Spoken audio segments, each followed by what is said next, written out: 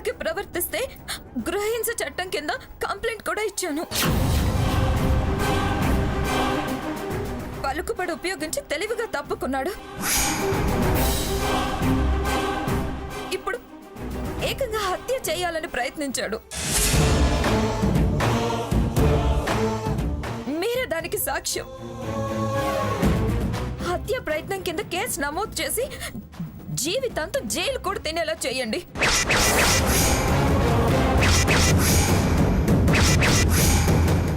ఆడదాన్ని చంపాలని చూసిన వాళ్లకు పుట్టగతులుండవని తెలిసి వచ్చేలా చేయండి. అవునండి, మీ ముందే ఎలా ప్రవర్తించాడో చూడండి.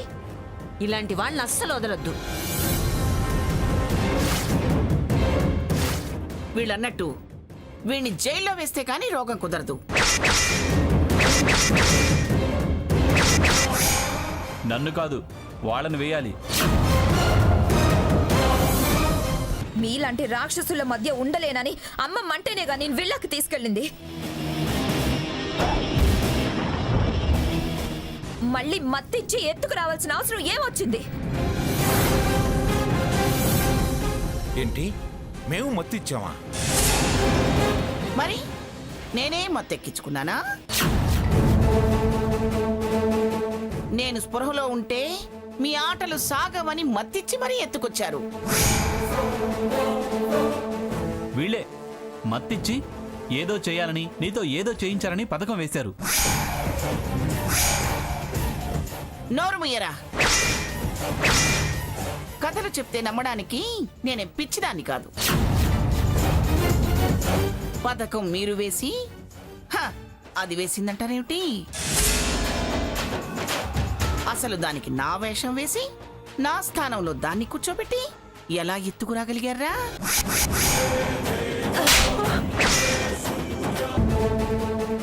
ఎందుకెత్తుకొచ్చారు? ఎందుకంటే నువ్వు అక్కడ ఉంటే క్షేమం కాదు గనక. నీ మీద పెద్ద కుట్ర పన్నారు, తెలుసా మంగా నీకు? అలాగా, ఏమిటా కుట్ర జడ్జి గారు? బ్లాక్ మ్యాజిక్ ప్రయోగించి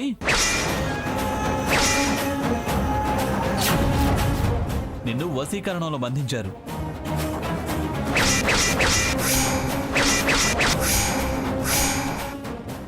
బావా, అన్యాయంగా మాట్లాడకు. వశీకరణం ఏంటి? వశీకరణం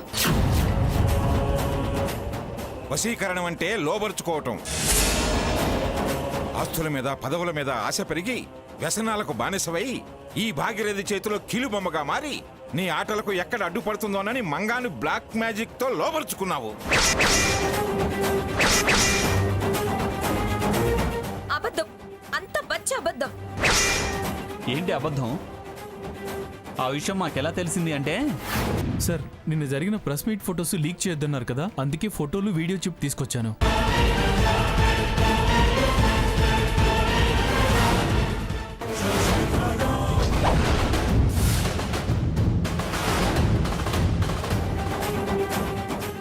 అలా నీ భాగవతం మొత్తం బయటపడింది. మంగా, నిన్ను వశీకరణ చక్రంలో బంధించారే. మాకు సహకరించు, యువతలికి రా. లేకపోతే నీ బ్రతుకు ప్రమాదంలో పడిపోతుంది. అబ్బో, మంచి జానపద కథాల్యారే.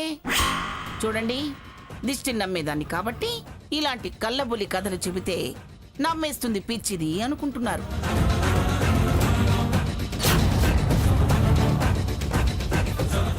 నమ్మను, నమ్మనుగాక నమ్మను. చూడండి ఎస్ఐ గారు, వాళ్ళు నేరం నుంచి తప్పించుకోవడానికి ఏదో మాయ మాటలు చెప్తున్నారు. నన్నేదో చేయాలనే దురుద్దేశంతోనే నన్ను ఎత్తుకెళ్లారని నేను కంప్లైంట్ రాశాను. వీళ్ళని అరెస్ట్ చేయండి.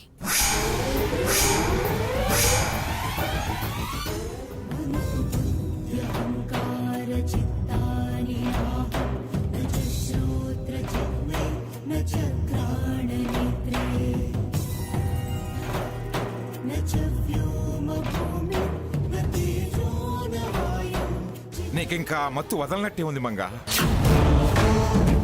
కాస్త స్పృహ తెచ్చుకో. నా భార్యగా నీ మీద ప్రేమతో చూస్తున్నాను. ఆ, నేరం చేసి శిక్ష పడుతుందని ఇప్పుడు తమరికి భార్య ప్రేమ గుర్తుకొచ్చిందా? నన్ను చైర్మన్ పదవి నుంచి దించేటప్పుడు ఈ ప్రేమ ఏమైపోయింది? భార్య అన్న విషయం ఏమైపోయింది? మర్చిపోయారా? హ? కొత్తగా ఇప్పుడు ప్రేమ పుట్టుకొచ్చిందా? గారు మేమేం చేసినా మీ మీద ప్రేమతో మీ క్షేమం కోర చేశాం. నోరు ముయ్యవే. నా వేషం కట్టి నాటకం ఆడిన దానివి నీకు మాట్లాడే అర్హత ఎక్కడుంది?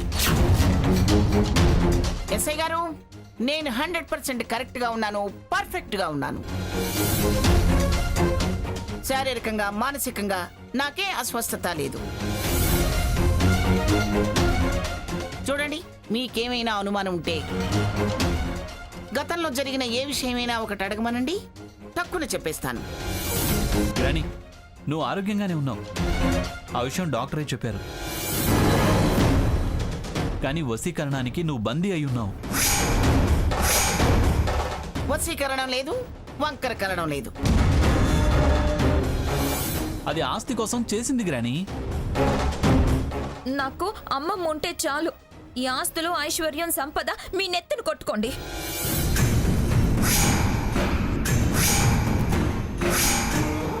అమ్మమ్మను మించిన ఆస్తి లేదు. అమ్మమ్మ ఉంటే అష్టైశ్వర్యాలు ఉన్నట్టే.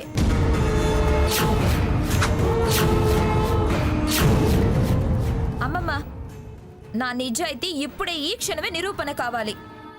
రాసివు. నీ యావదాస్తి నీకు నచ్చిన వాళ్లకు, నీ వాళ్ళు అనుకున్న వాళ్లకు. నేను అడ్డుపడను. ఏమంటావు మంగా? అది మాట్లాడిన ప్రతి అక్షరం ఖచ్చితంగా ఉంది. తెప్పించు, తెప్పించు కాగితాలు.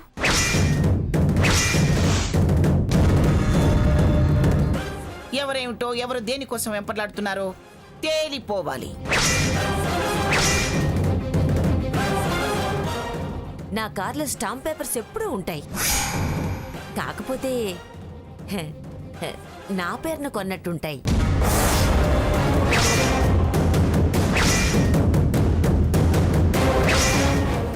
పర్వాలేదుగా మంగా? ఏం పర్వాలేదు.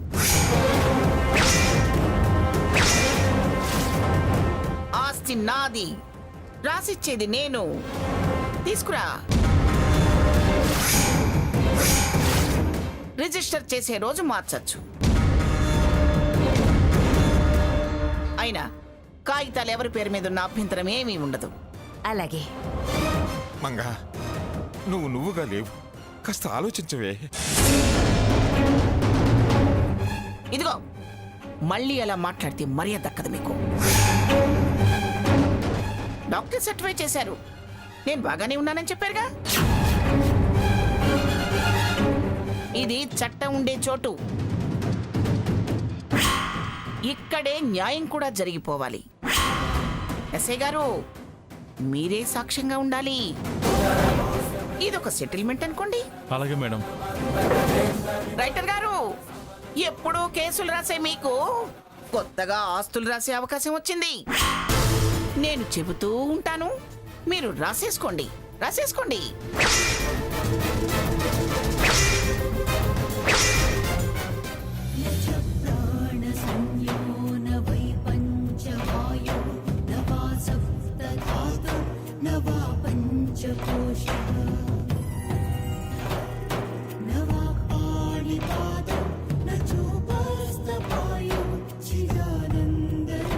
ఇదిగో మంగా, రైటర్ గారి కన్నా నువ్వే నీ స్వహస్తాలతో రాస్తే బాగుంటుంది.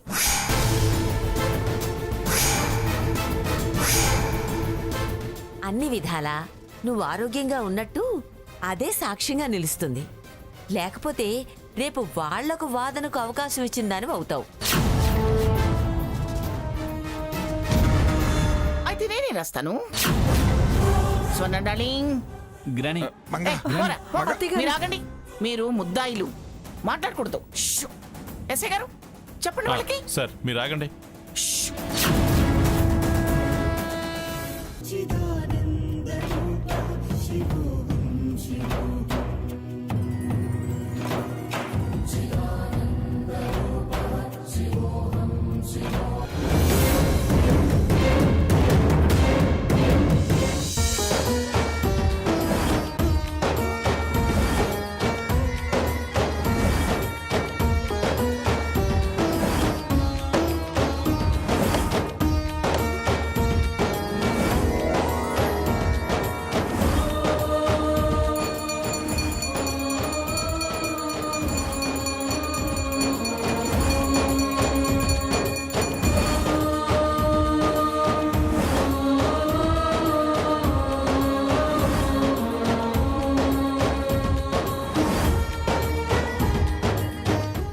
మనం వెళ్ళేసరికి ఏ ఆటంకం జరగకుండా శివయ్య అభిషేకాన్ని స్వీకరించాడు అంటే మనల్ని ఆశీర్వదించినట్టే రఘు.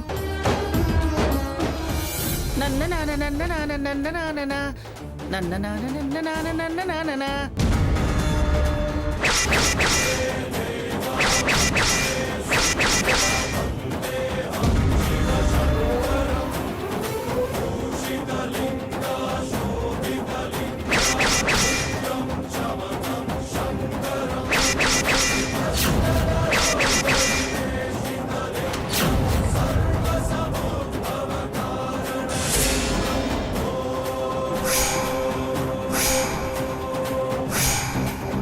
ఇదిగో నా యావదాస్తి నీకు రాసిచ్చాను. నా పేరునా? వద్దన్నానుగా అమ్మమ్మ. నా పేరున ఎందుకు రాసావు?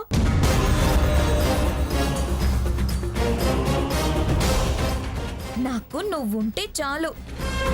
నీ ముందు ఆస్తులెంత, వాటి విలువలెంత? నువ్వు నాకు కోహినూరు వజ్రంతో సమానం. ఏం నాటకాలు ఆడుతున్నావే? ఇదిగో దాన్ని ఇంకొక మాట అన్నా నిన్ను నేను క్షమించను. నువ్వు క్షమించటం కాదే, నువ్వే క్షమాపణలు అడిగే రోజు తొందరలోనే వస్తుంది. అయితే రేపు అధిష్టాన మహోత్సవం జరిపించు మంగా. నలుగురి సమక్షంలో స్వర్ణే నీ వారసురాలని, యావదాస్తి మీద అధికారాలు తనవేనని అందరి ముందు ప్రకటించు.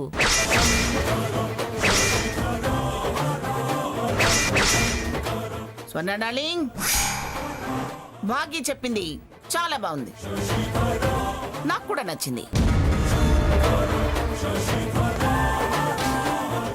రేపు నీకు పిఠాపుర సింహాసన పట్టాభిషేకం.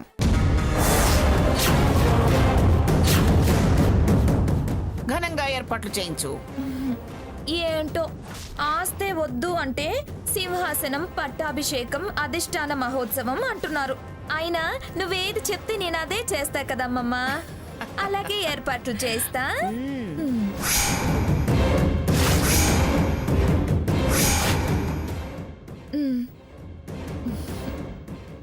ఇదిగో మీరంతా కూడా ఆహ్వానితులే, తప్పకుండా రండే. పదమ్మమ్మ. వస్తా వసే గారు. ఇదిగో వాళ్ళని మాత్రం అరెస్ట్ చేయడం మర్చిపోద్దు. నమస్తే. చలో.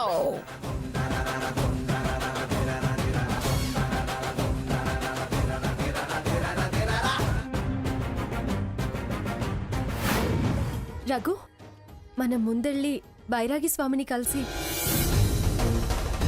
కాశీ గంగ తీర్థం, ఆ విభూతి, అలాగే శివరక్ష ఇస్తానన్నారు కదా, అవి తీసుకుని ఇంటికి వెళ్దాం. బైరాగి స్వామి చెప్పినట్టు తీర్థం తాగించి అమ్మమ్మ గారికి రక్ష కడితేనే గాని వశీకరణ నుంచి బయటికి రారు.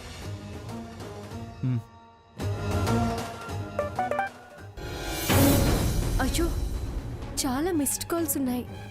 మనం అభిషేకం చేసేటప్పుడు వచ్చినట్టున్నాయి. ఎవరు చేశారు?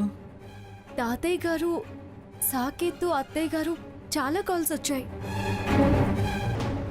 అందులోనూ అత్తయ్య గారు చేశారంటే ఆ స్వర్ణ ఏదో చేసుంటుంది. అయితే ముందు మనం పోలీస్ స్టేషన్కి వెళ్దాం పద. అమ్మా స్వర్ణ, పసిపిల్లాడు నీకోసం బెంగ పెట్టుకుంటాడు. వీణ్ణైనా తీసుకెళ్ళమ్మా. నేను అసలు కన్న కొడుకుని కట్టుకున్న భర్తని చూడటం లేదు. వాడి ఆలనా పాలన, నా భర్త మంచి చెడులు మేమే చూస్తున్నాం అన్నారు కదా. హ, పెంచండి. పెంచి నా కొడుకుని నాకే శత్రువుని చేసి సాధించండి. అమ్మమ్మ ఆస్తి మొత్తం నాకు రాసిచ్చింది కదా.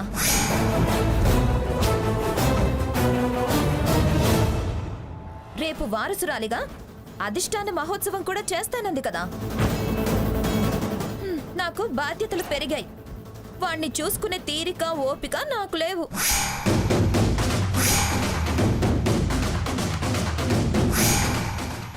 ఆయన పోతపాలేగా, ఎవరు పట్టి పెంచితేనే.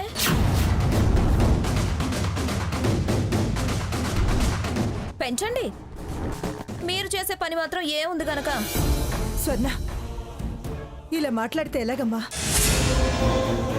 నీ బిడ్డ నువ్వు బరువు అనుకోవటం తప్పు. నేనేం వాణ్ణి బరువు అనుకోవడం లేదు. నా బరువు బాధ్యతలు పెరిగాయి అంటున్నా. అయినా ఇక నుంచి పెత్తనం అంతా నాదే. మీరు ఊరికే పెంచాల్సిన అవసరం ఏం లేదు.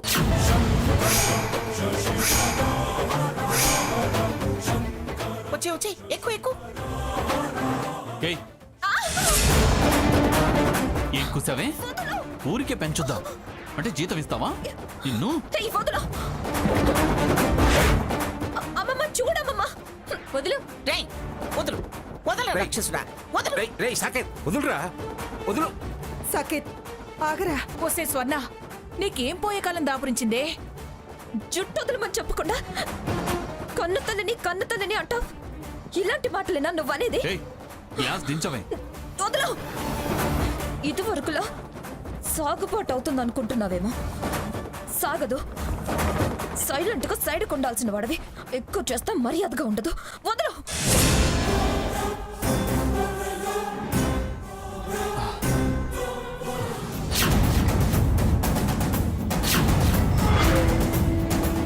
వీణ్ణి నేను పెంచను, నువ్వే పెంచుకో.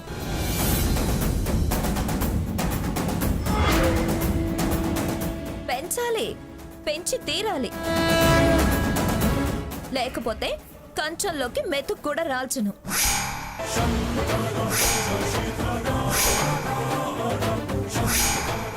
చాలా తప్పుగా మాట్లాడుతున్నావు స్వర్ణ. తప్పుడు పనులు చేస్తున్నానంటున్నారుగా. అలాంటప్పుడు తప్పుడు మాటలు మాట్లాడితే తప్పేంటి? వీడు బెంగ పెట్టుకుంటాడని చెప్తుంటే వినిపించుకోవేంటి? వాడేం బెంగపడ్డాడు. అయినా అంత బెంగపడ్డానికి ఇప్పటిదాకా నేనేం ఎత్తుకు తిరగలేదుగా. ఎప్పుడు మీ చంకలోనో మీ సవతి కోడలు చంకలోనో ఇరికించుకొని తిరిగారుగా. అలాగే ఇప్పుడు తిరగండి.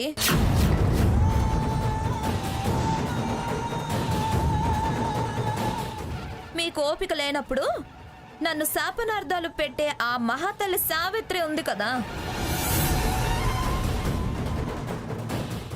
వారి చంకని ఇరికించండి. అంటే నువ్వు వదిలేస్తే మేం పెంచాలా? మాకేం అవసరమే? ఇందాకే చెప్పాను, ఊరికే పెంచాల్సిన అవసరమేం లేదు. పెంచితే నానమ్మగా అయినా అమ్మమ్మగా అయినా పెంచండి, లేదా ఆయాగా అయినా పెంచండి. మీ కష్టమేం ఉంచుకోనులే.